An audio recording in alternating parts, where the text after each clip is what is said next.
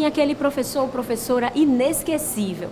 Seja porque foi muito bom ou porque foi um pouco carrasco, os motivos não importam. O que importa é que a gente sempre lembra com carinho ou não de alguns professores que passaram pela nossa vida. E é sobre essa profissão que é tão importante para o desenvolvimento de qualquer sociedade que a gente vai falar hoje no programa Ocupados. Vamos conhecer um pouco mais sobre a profissão de professor? Quem vai conversar com a gente sobre essa profissão é o professor Simval Araújo, que ensina Sociologia aqui no Instituto Federal da Bahia. Neste momento ele está dando aula, a gente vai aguardar um pouquinho para conversar com ele. É uma alta moral que fez isso para se livrar da cena caliente, né? Essa dimensão da subjetividade humana. Agora que Simval já acabou a aula, ele vai conversar um pouquinho com a gente para falar sobre essa profissão de professor de Sociologia, né, Simval? Quanto tempo você está na sala de aula? Eu tenho mais ou menos 22 anos na sala de aula, né? Eu estudei aqui, fiz Química, saí em 91. Em 96 eu me formei em Sociologia pela UFBA e já aí eu virei professor, né? E tenho mais ou menos 20 anos, 21 anos que eu sou professor, né?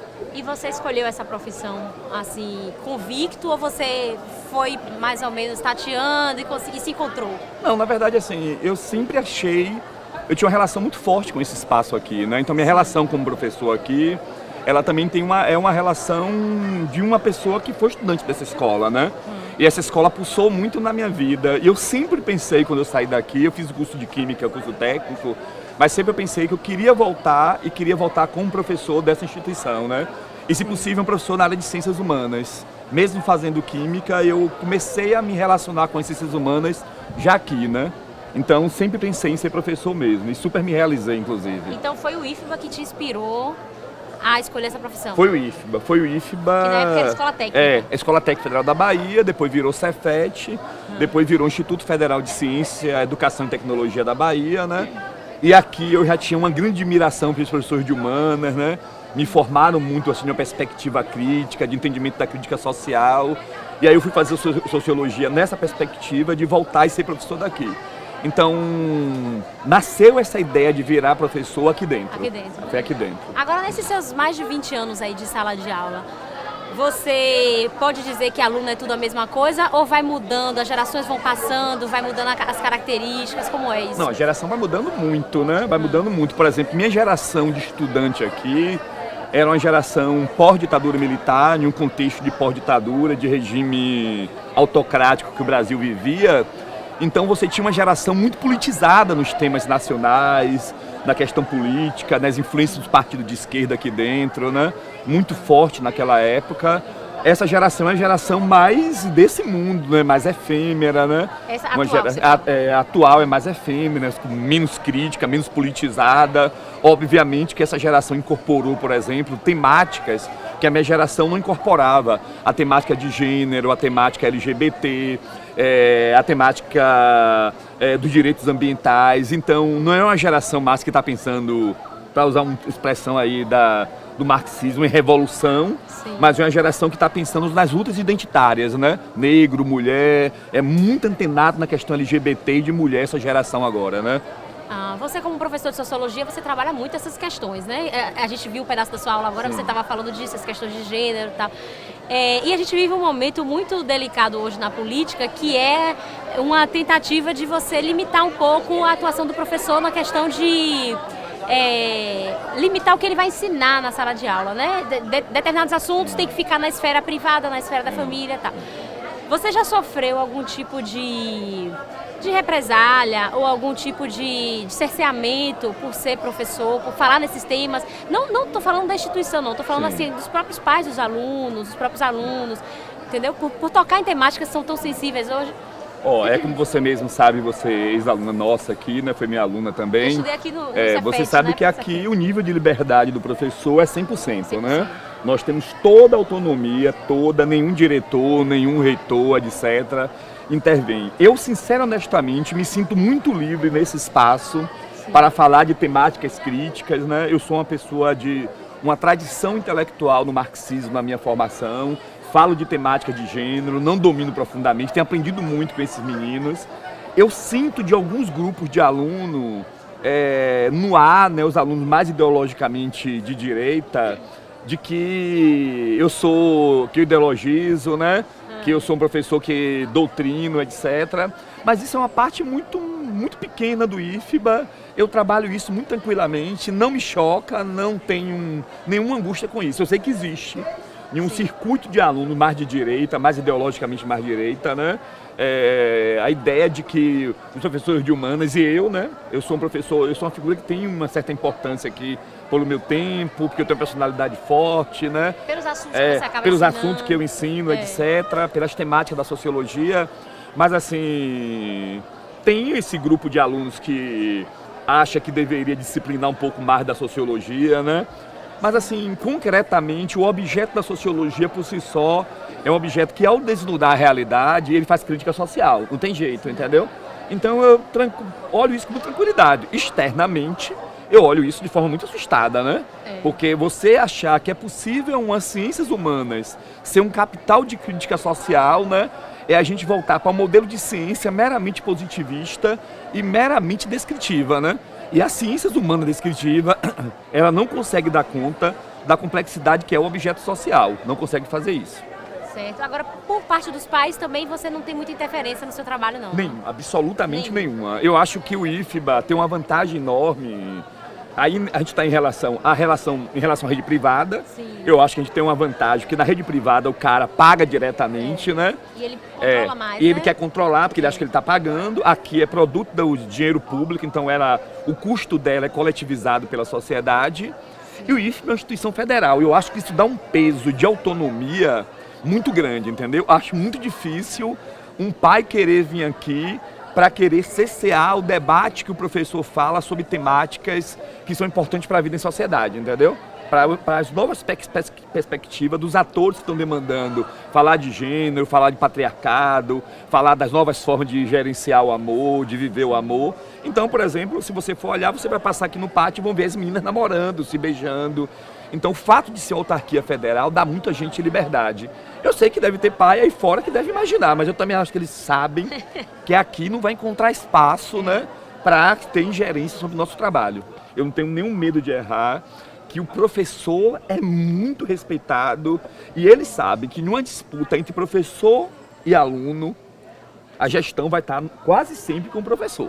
Para entender um pouco mais sobre a carreira de professor, a gente procurou Rosângela de Barros Castro, que é coordenadora do Sindicato Nacional dos Servidores Federais da Bahia. O processo, o caminho para ser professor da rede federal é através de concurso.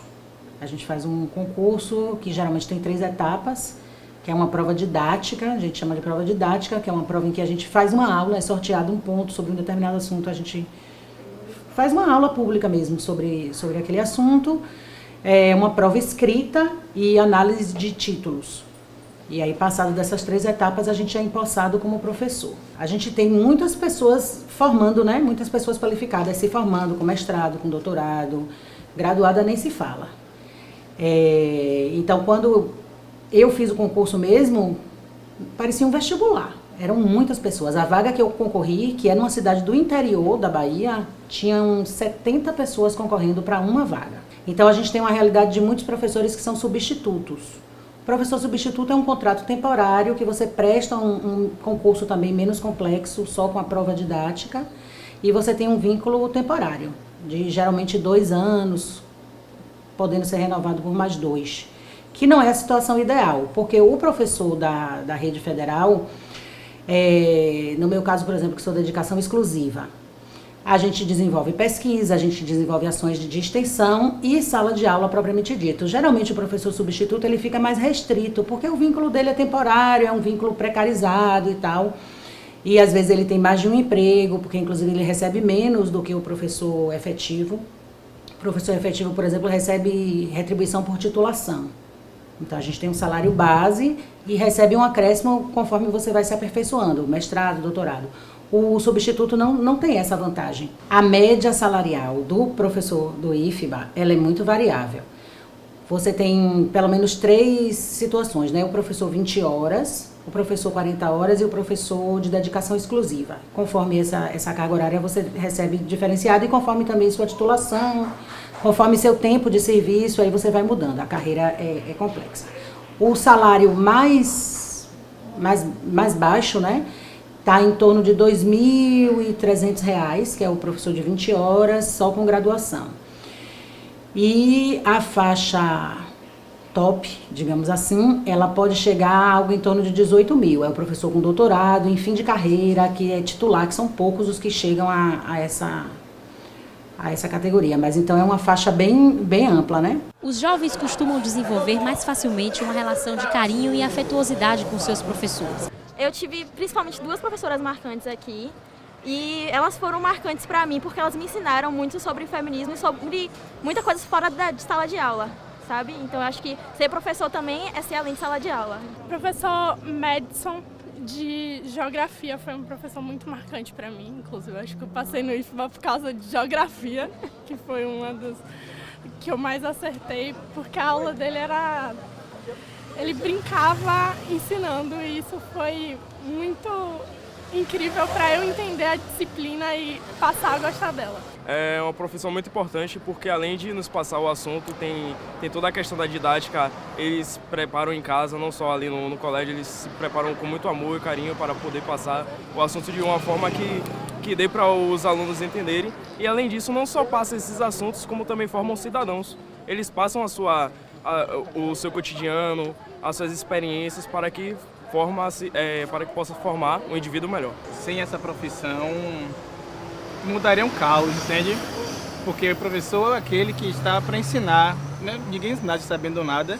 E quando a gente tem algum profissional que venha a dedicar, né, o tempo para ensinar a gente a conseguir fazer algo melhor, é extremamente importante. A gente criou um curso que era um cursinho pré-vestibular para o IFBA, né?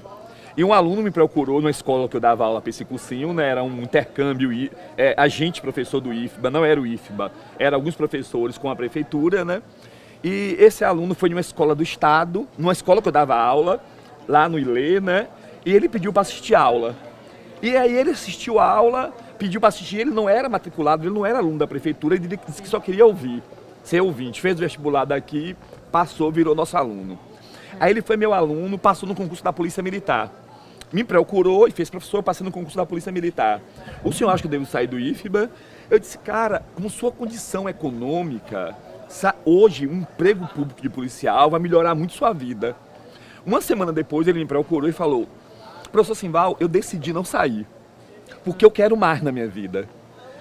Tem 30 dias que eu encontrei esse aluno na Perinha, né, um menino negro, pobre, da periferia, de família muito pobre. Ele fez: professor, hoje eu trabalho no governo federal, sou empregado federal, acabei de formar na UFBA, né, em Direito, e realizei um sonho da minha vida. Minha mãe deixou de ser empregada doméstica e limpar a casa das pessoas. Isso é muito comum aqui, né? Nossos alunos mudam muito de vida aqui no IFBA.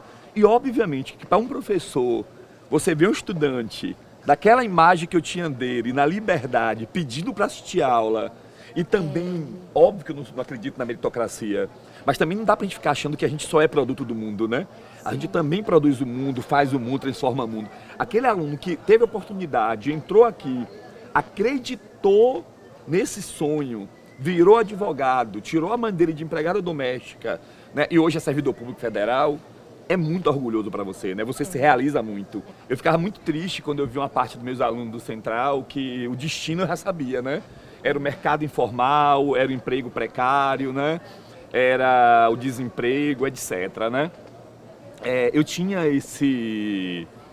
me chocava muito, né? Mas eu tenho muito orgulho da trajetória dos meus alunos, né? Eu pego meus alunos daqui e eles viraram advogado, viraram professores, fizeram mestrado, fizeram doutorado, viraram jornalista, alguns viraram jornalista, foram para São Paulo, né? Foram trabalhar em jornais importantes, gente virou advogado importante, alunos meus aqui que estão voltando para ser professores, são meus colegas, entendeu? Já tem aqui alguns aqui no Barbalho, né? Que foram meus alunos, hoje são meus colegas, então assim... É uma responsabilidade enorme, né? E esses que estão aqui, a minha responsabilidade é maior. Por exemplo, em uma época dessa de crise econômica brutal, né? Sim. Que eu sei que tem alguns aqui que estão batalhando para viver, que não tem transporte. Eu me preocupo, não sei se você chegou a perceber, quando acabou a aula ali, eu falei para eles, né? Segundo ano de Química é muito difícil. É preciso vocês se juntarem, se agregarem, né? Ser solidário um com o outro, ser afetivo, né? Para mim, o papel do professor também é um papel de ajudar o mundo a ser melhor, né? Para quem quer fazer sociologia, como é o campo de atuação? É só ser professor, só dar aula, ter outras formas de atuar? Não, basicamente, fazer qualquer curso hoje de humanas no Brasil é muito difícil, né? Você deve ter experimentado isso com jornalismo, né? Tirando o direito, que é uma área que você tem muito emprego no serviço público, né? Concurso público, e a gente está em uma sociedade da judicialização de tudo, então direito tem onde as pessoas se enganjar. Sociologia no Brasil, basicamente, é virar professor. É um mercado muito restrito, né? Virar professor da rede estadual, né? No governo Lula foi aprovado a obrigatoriedade de sociologia, então isso gerou muito emprego, né? Para professor de sociologia. Você tem um ou outro centro, né? IBGE, o Instituto Brasileiro de Geografia e Estatística, né? O Instituto de Pesquisa Brasileiro, que é... Eu não lembro o nome exato agora, mas tem um núcleo de pesquisa importante do governo federal em Brasília, que contrata sociólogos. Tem um outro concurso que faz. A iniciativa privada no Brasil quase que não contrata sociólogo. Então, basicamente, é uma profissão que você vira professor. É um mercado restrito? Como é que você avalia o mercado de sociologia hoje? Hoje, para professor, o mercado se ampliou muito com a reforma do governo Lula, que obrigou em todo o ensino médio a sociologia, né? Sim. Mas, assim, a gente tem uma outra reforma agora que está em curso, que é no governo Temer, que aí você praticamente detona toda a disciplina, porque você vai ter um núcleo duro, né, que é matemática, português e língua estrangeira, 3 matérias só, e o estudante escolhe área de atuação. Isso vai ter um impacto gigantesco no mercado de trabalho para professor. Né? Para quem quer fazer sociologia hoje, quais são as opções de universidade, de faculdade que a gente tem aqui em Salvador? A gente tinha em Salvador, né, 2 universidades. Não, a gente tinha 3 universidades que ofereciam sociologia, né? Nós tínhamos aqui em Salvador a UFBA, que é mais tradicional, né? Sim. É a que eu estudei. E lá tem todos os cursos de humanos, universidade grande, né? Aí depois a FACS abriu um curso de sociologia, mas um curso de sociologia um pouco tentando voltar mais para uma perspectiva do mercado, né? De formar a gente na área de pesquisa mais quantitativa, etc. O da UFBA é um curso de formação teórica, né? Como quase toda universidade pública, ela tem essa preferência pela formação teórica. A FACS não teve mercado para bancar esse curso, não teve aluno, né? Fechou? Eles fecharam esse curso, tem um tempozinho já razoável que eles fecharam. E hoje a UNEB, recentemente, a UNEB abriu um curso de Sociologia. Então nós temos 2 cursos de Sociologia em Salvador, né? Que é o curso da UNEB e o curso da Universidade Federal da Bahia. A UNEB é recente. A UNEB é recente. Quando eu estudei lá não tinha. A UNEB é recente. Agora, para finalizar essa entrevista, que esse bate-papo aqui tá excelente, a gente poderia ficar aqui horas, mas assim, a gente precisa finalizar, então eu queria que você explicasse um pouco o que você acha que é a função do professor de sociologia. O que você carrega assim como uma obrigação, que se você não fizer, você acha que você não está cumprindo o seu papel? Para mim, a função do professor de sociologia é o que eu vou chamar aqui, vou usar primeiro uma linguagem técnica, né? É a desnaturalização do mundo social, né? A gente perceber que o mundo social não é o mundo da natureza. Que, como tal, formas de se expressar nunca podem ser naturalizadas como elemento meramente biológico. Seja elas as formas de amar, as formas de beleza, né? Eu acho que a sociologia precisa enxergar, produzir no aluno a capacidade de produzir o olhar sobre a diversidade do mundo, né? O mundo é diverso e a gente precisa abraçar essa pluralidade essa pluralidade de diversidade para a gente conseguir fazer um mundo melhor, um lugar melhor para viver. Eu acho que um professor de sociologia precisa ter compromisso com o mundo melhor, né? E o mundo melhor é abraçar novas formas de amor, novas formas de afetividade, que acolha negros, brancos, índios, né? Um mundo que acolha a coisa mais fabulosa que é o ser humano, que é a capacidade de ser multicolorido, né? Rico, né? Na sua diversidade, né? Eu acho que é formar o senso crítico para a vida em sociedade capaz de acolher a diversidade. Essa, para mim, é a função de um professor e não é só de sociologia, né? Eu acho que a função de educar é a função de fazer esse mundo um mundo melhor para viver, né? Então, fechando, vale a pena ser professor? Vale muito a pena, vale muito a pena, né? muito a pena ser professor. Eu sou muito suspeito, porque eu sou muito realizado, sabe? Ah, que bom, então. Hoje a gente pode conhecer um pouco mais sobre a profissão de professor, no caso de Simval Araújo, que é um professor federal do Instituto Federal da Bahia e que ensina sociologia. Então, para você que queria conhecer um pouco mais, tivemos aqui esse bate-papo, mas é claro, a gente sabe que a profissão não se restringe a uma área, é uma profissão muito ampla, né, Simval? Existem várias especificidades, mas hoje a gente teve o prazer de conhecer esse cara aqui, que é uma lenda do IFBA. Então, a gente fica por aqui hoje, até o próximo programa.